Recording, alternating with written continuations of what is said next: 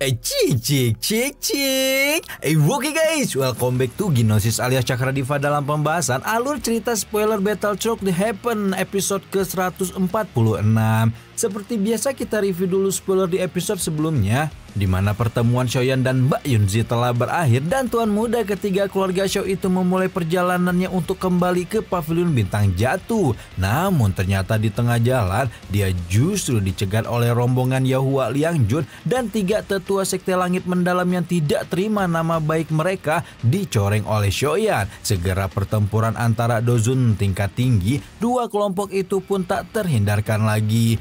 Namun sayang ketika Xiaoyan sudah berada di atas angin selama pertempuran, situasi menjadi berbalik 180 derajat setelah Xiaoyan menyadari bahwa sekte langit mendalam telah berkoalisi dengan Aula Jiwa dan organisasi misterius itu secara langsung mengirim Tianzun ke-9 alias Moyu untuk ikut serta. Gimana cerita selanjutnya? Langsung aja kita terobos. Jangan lupa untuk di-share ya.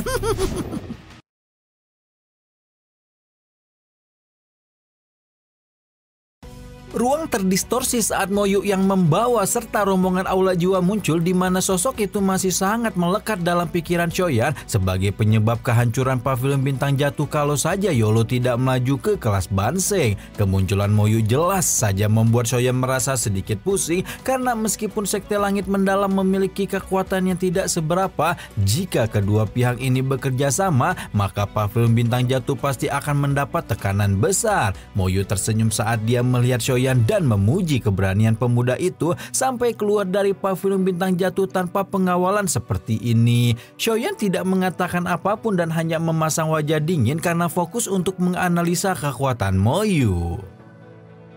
Kekuatan Tianzun ke-9 Aula Jiwa ini setidaknya berada di tingkat bintang ke-7 hingga 8 Dozun, di mana Xiaoyan sama sekali bukan tandingannya bahkan setelah menggunakan perubahan 3 api misterius. Apalagi Moyu juga telah menyegel ruangan ini sehingga giok spasial yang diberikan Yolo akan kehilangan efeknya. Xiaoyan menghembuskan napas merasakan situasi yang benar-benar merugikan baginya. Namun Xiaoyan juga tidak merasa terlalu putus asa karena sekarang kekuatannya telah melejit, dan apabila melepaskan teratai api pemusnahan dan telapak tangan penciptaan langit agung, Xiaoyan yakin bahkan Tianzun ke-9 pun akan mengalami kesulitan untuk menerimanya secara langsung. Apalagi mantra api juga telah berkembang menjadi metode Ki kelas Tian sehingga Xiaoyan tidak takut kehabisan doki setelah menggunakan dua teknik berbahaya tersebut. Karena itulah Xiaoyan justru tertawa terbahak-bahak ketika tiga Dozun ini memaksanya untuk menyerah dengan patuh sebelum kemudian memutar tangan kanannya dan memunculkan cahaya keemasan samar di sana sebagai wujud aktivasi telapak tangan penciptaan agung. Tianzun ke-9 menyipitkan kedua matanya saat melihat cahaya keemasan di telapak tangan Xiaoyan, merasa cukup tidak nyaman karena dia telah melihat sendiri bagaimana dahsyat kekuatan bola hitam itu hingga bahkan mampu menghabisi elit bintang 5 Dozun seperti Zai Xing dengan mudah. Karena itulah Moyu buru-buru memberikan peringatan kepada Xiaoyan untuk tidak banyak memberikan perlawanan berarti apabila ingin menyelamatkan ayahnya. Moyu mengancam apabila Xiaoyan melawan maka dia akan menghabisi Xiaozan begitu kembali ke markas Aula Jiwa. Mata Xiaoyan gelap dan dingin saat mendengar Moyu menyebut-nyebut ayahnya sebelum mengonfrontasi balik sang Tianzun ke-9 dengan menyatakan bahwa dia bukanlah bocil FF kemarin sore yang tidak akan mudah dibohongi. Dia tahu Aula Jiwa tidak akan bersikap ceroboh kepada Xiaoyan karena giok kuno Tause, dan kalau Xiaoyan dengan senang hati menyerahkan diri kepada Aula Jiwa, yang ada malah keluarga Xiao akan benar-benar hancur. Begitu juga kesempatannya untuk menyelamatkan Xiaozan.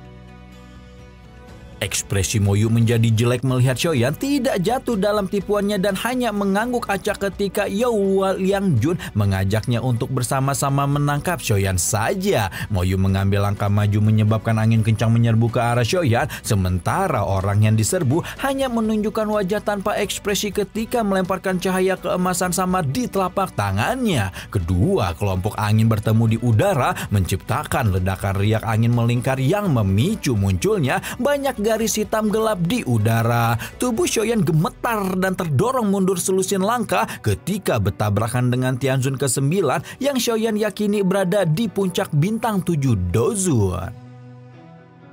Shenluo Guzun mendekati Moyu setelah ledakan meminta Tianzun ke-9 Aula Jiwa itu untuk segera menggeprek Xiaoyan saja sebelum pemuda itu menyerap lebih banyak energi dengan metode Qi kelas Tiannya. Untuk itu, Shenluo Guizun dan Yaohua Liangjun akan bergabung untuk menyerang beramai-ramai. Tianzun ke-9 tidak menentang saran Shenluo Guizun karena misinya adalah menangkap Xiaoyan, dan kalau ingin menebus kegagalan pada misi sebelumnya, maka Moyu wajib memastikan bocil FF itu mengikutinya ke markas Aula Jiwa hari ini. Energi yang melonjak di langit sekali lagi meledak, di mana kali ini menghadapi serangan 2 bintang 6 Dozun dan 1 bintang 7 Dozun, membuat bahkan bocah ajaib layaknya Xiaoyan pun berada dalam bahaya mengancam.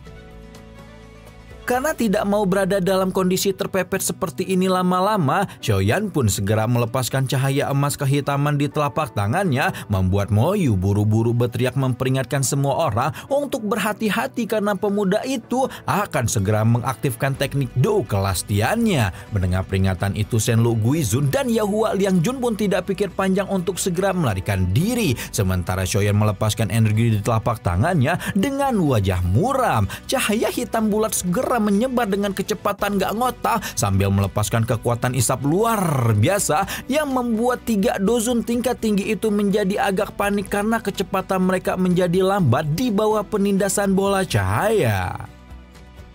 Moyu meminta 2 rekannya untuk tidak panik dan bergandengan tangan untuk menerima bola cahaya berbahaya ini. Doki melonjak secara eksplosif dari ketiga elit Dozun sebelum kemudian membentuk 3 pilar Doki yang berukuran 1000 kaki yang ditembakkan ke arah bola cahaya. Badai energi meledak ketika pilar Doki bertabrakan dengan bola cahaya, di mana pada akhirnya bola cahaya hitam tak tertandingi itu pun dengan paksa dicegah menyebar sebelum akhirnya meledak setelah menghisap pilar Doki besar itu seperti kelaparan. Wajah Moyu menjadi sedikit pucat setelah menahan telapak tangan penciptaan agung Xiaoyan, namun ekspresinya dipenuhi keganasan berpikir bahwa sekarang pemuda itu tidak akan bisa mengeluarkan trik murahan lagi.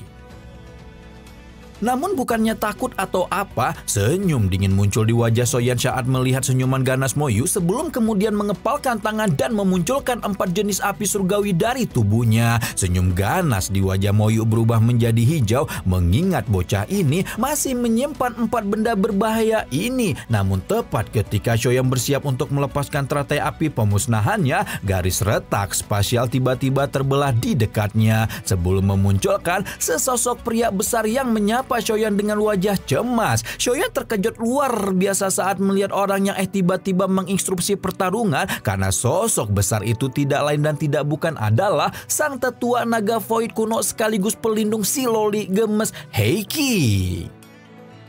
Seolah melupakan keberadaan 3 antek dajjal di sekitar mereka, Heiki dan Xiaoyan malah asyik temu kangen di mana naga void kuno itu mengeluh tentang betapa sulitnya menemukan Xiaoyan kalau saja Jian tidak meninggalkan segel naga di tubuhnya. Xiaoyan pun menjadi agak khawatir karena Heiki mencarinya seperti ini, bertanya apakah telah terjadi sesuatu kepada Jian. Heiki hanya menjelaskan jika Jian membutuhkan bantuan Xiaoyan dan kalau pemuda itu ada waktu, Heiki berharap Xiaoyan mau ikut dengannya ke sarang naga void kuno. Xiaoyan mengangguk paham sebelum berkata akan mengikuti Heiki setelah menyelesaikan masalah dengan antek-antek dajjal di sekitar mereka.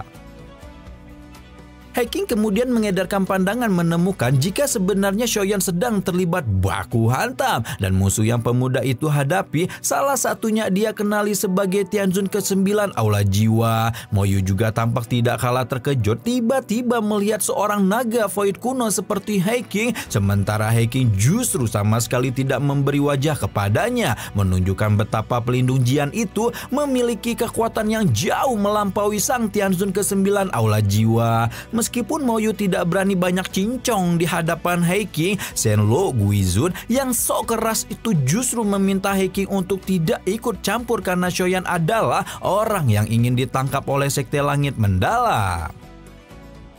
Heking menunjukkan ekspresi bingung bertanya-tanya sekte langit mendalam teh makanan apa, hingga membuat Shenlong Guizun dan Yahua Liangjun tidak dapat menahan kemarahan sebelum kemudian melesat ke arah pria besar itu secepat kilat. Heking tertawa terbahak-bahak saat melihat dua krucil entah dari mana ini bergegas mendekat dan bukannya melarikan diri. Kedua tinjunya menegang dan otot-otot di sekujur tubuhnya berfluktuasi sebelum akhirnya dilontarkan ke depan membawa gelombang riak spasial yang kuat dan memaksa dua ketua sekte langit mendalam itu meludahkan darah segar ketika menerimanya.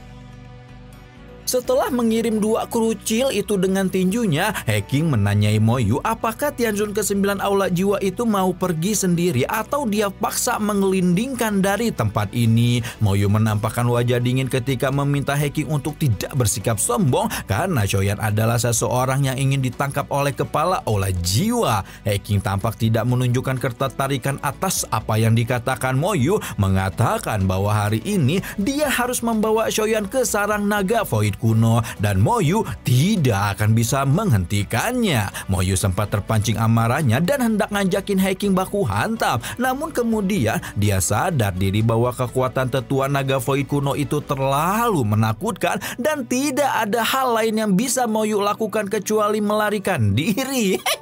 Mamam.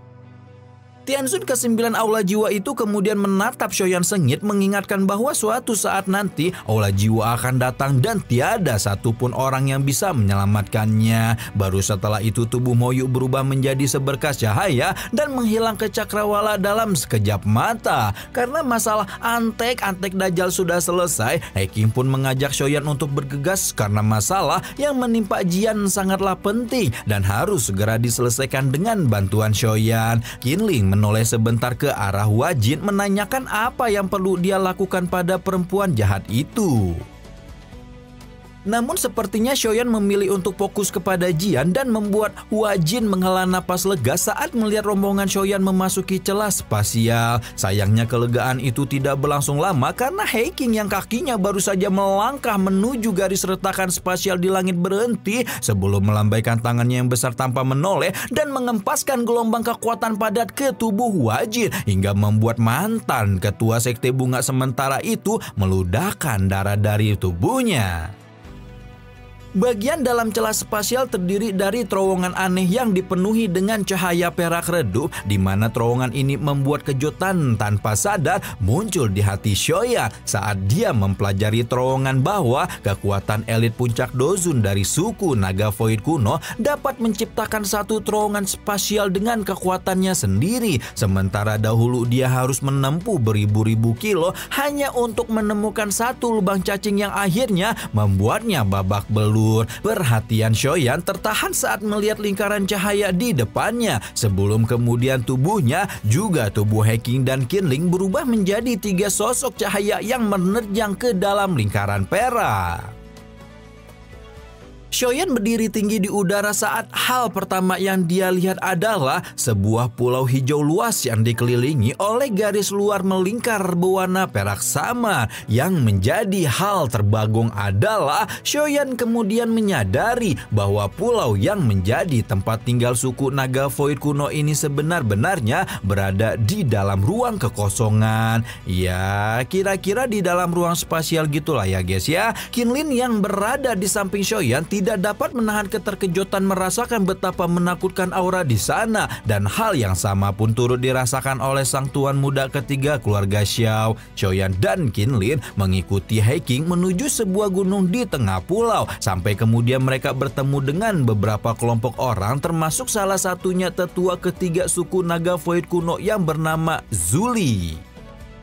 Heking menangkupkan tangannya ketika bertemu dengan Juli, di mana tetua ketiga naga Void kuno itu buru-buru meminta maaf karena harus memanggil Shoyan tiba-tiba seperti ini. Shoyan menunjukkan gestur tidak keberatan karena bagaimanapun Jian adalah teman baiknya dan hal itu sudah cukup membuat Shoyan bergegas ketika mengetahui gadis nakal itu mendapatkan masalah. Ketika Shoyan berpapasan dengan Juli, dia merasakan aura luar biasa agung di dipancarkan dari lelaki tua itu, membuat Shoyan berpikir jika sepertinya tetua ketiga naga void kuno ini sudah berada di puncak kelas Dozun atau bahkan telah menembus ranah Bansen seperti gurunya.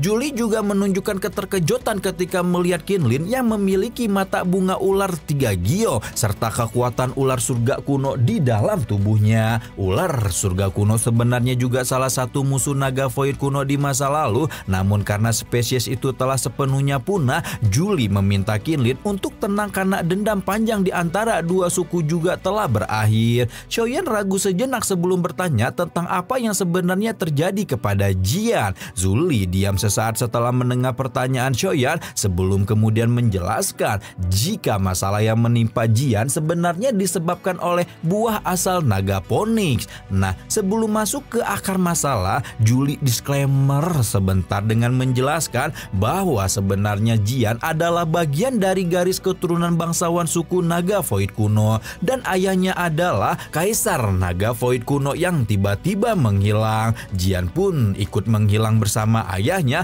dan baru dapat dideteksi keberadaannya setelah Shoyan mengajak gadis itu ke dataran tengah beberapa tahun lalu. Sementara itu, buah asal naga Phoenix adalah harta misterius yang tumbuh setelah menyerap darah naga void kuno dan darah surga Phoenix kuno, di mana jika disempurnakan oleh seseorang, maka orang yang menyempurnakannya akan menjadi mendapatkan garis keturunan raja binatang iblis sejati yang mewarisi kekuatan dua suku binatang iblis kuno. Berhubung Jian tiba-tiba membawa buah naga Phoenix itu, para tetua suku pun akhirnya mengarahkan si Loli gemes untuk menyempurnakannya, mengingat bahwa Jian memiliki darah bangsawan dan begitu memasuki kondisi dewasa, gadis itu akan menjadi kaisar naga void kuno yang baru. Panatua Julie tanpa sadar tertawa dengan nada pahit ketika bercerita panjang lebar, menjelaskan bahwa ternyata hasil penyempurnaan buah naga Phoenix itu sangatlah di luar nurul dan ekspedisi BMKG. Kekuatan buah naga Phoenix terlalu besar sehingga tubuh Jian tidak dapat sepenuhnya menyerap energi menakutkan ini dan akhirnya gadis itu pun mengalami pemadatan energi yang tidak dapat dihindari. Panatua Julie menghela napas sebelum kemudian berbalik dan berjalan menuju aula batu di puncak gunung. Shoyan masih dengan tanda tanya besar di kepalanya mengikuti Julie tanpa suara sebelum akhirnya tiba di tengah aula besar. Di sana terdapat altar yang menjulang tinggi dan setelah diamat-amati ada sosok kecil cantik yang terbaring diam di atas altar dibungkus oleh lapisan kristal seperti es sejati yang tanpa kehidupan. Mata Shoyan mengeras di atas altar sebelum mengembuskan napas dalam-dalam dengan ekspresi jelek karena dia tidak bisa merasakan sedikit pun fluktuasi energi dalam kristal, di mana dia akan sangat marah kalau mengetahui jika gadis itu benar-benar kehilangan nyawanya selama proses penyempurnaan buah naga Phoenix. Panatua Julie juga tersenyum pahit saat Shoyan memperingatkan jika dia dan suku naga void kuno sangatlah sembrono dalam meminta Jian menyempurnakan buah naga Phoenix. Namun Shoyan hanya bisa menghela napas pasrah setelah mendengar jika sebenarnya suku naga void kuno tidak mengetahui banyak hal terkait buah asal ini karena sepanjang sejarah hanya pernah ditemukan dua buah asal yang masing-masing disempurnakan oleh naga void kuno dan Phoenix surga kuno. Akhirnya ahli masing-masing yang mewarisi kekuatan buah asal saling bertaruh dan sama-sama menemui ajal yang kerangkanya Shoyan temukan di hutan reruntuhan kuno beberapa waktu yang lalu. Masih ingat kan? Shoyan mengerutkan alisnya dengan cemberut melihat bahkan di saat seperti ini Julie masih mengatakan jika mereka salah dalam menghancurkan kristal dan bukan hanya nyawa Jian dalam bahaya, namun energi buah naga Phoenix pun akan terbuang percuma. Namun akhirnya Shoyan bisa mengerti sebetapa putus asanya naga void kuno untuk menyempurnakan buah naga ini setelah mendengar cerita bahwa sebenarnya pulau yang Shoyan lihat saat ini hanyalah seperempat dari keseluruhan pulau naga void kuno yang ada. Masih ada 3 pulau lain yang masing-masing juga memiliki raja naga sendiri, di mana ketika 4 pulau ini bertemu satu sama lain di alam kosong, maka mereka akan terlibat baku hantam karena ingin menguasai pulau lainnya. Meskipun 3 pulau lain juga memiliki raja naga mereka sendiri, tidak ada satupun di antara 3 raja itu yang memiliki garis keturunan semurni Jian. Oleh sebab itulah, para sesepuh naga void kuno Pulau Timur begitu ingin Jian menyerap buah asal naga Phoenix karena mereka berharap putri naga void kuno itu segera berkembang menjadi naga void dewasa dan menjadi kaisar naga void kuno yang menyatukan suku naga void kuno saat keempat pulau bertemu. Jian, ternyata Dede Jian udah jadi calon ratu naga void aja nih. Kira-kira apa yang akan dilakukan Choyan untuk membantu Jian mendapatkan mahkota kaisarnya, dan apakah Jian benar-benar berhasil menjadi kaisar naga void kuno? Lanjut nggak nih? Jangan lupa untuk disawer ya.